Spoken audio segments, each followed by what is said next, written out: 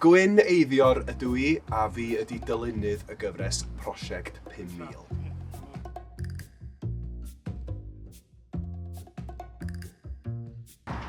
Mae Prosiect Pum Mil yn gyfres lle da ni'n teithio ar draws Cymru yn cydweithio efo cymunedau i trawsnewid eu gylfoda. Da ni'n gweithio'n galed am 3 diwrnod i trawsnewid neuaddau, gerddi, ysgolion, clybiau chwaraeon a'i gwella nhw yn bydd y gymuned.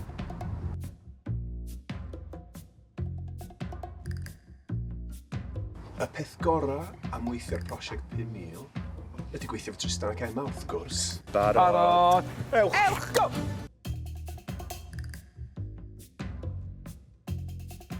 Y peth anodda am Prosiect Pum Mil ydy gweithio efo Trystan and Emma. Joc.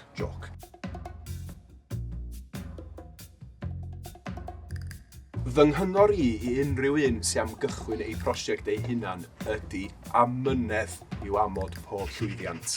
Mae angen i chi fod yn amyneddgar, mae angen i chi gael amser, ond yn bwysicach oll, pobl, ffrindiau efo ewyllus da i lwyddo a cwblhau.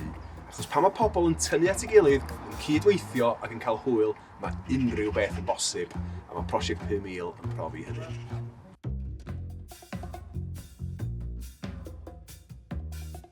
Dwi'n dod o Eifionydd, ardal yng ngogledd Cymru, offerm rhwng pentrefi Brincir a Llanystumdwy.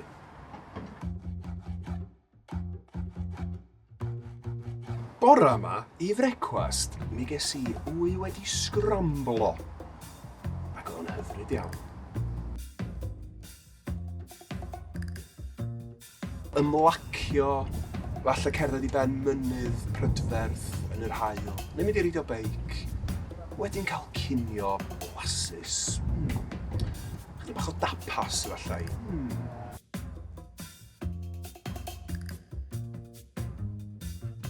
Fy hoff air i ydy hynaws, gair i ddisgrifio rhywun ffeind a charedig.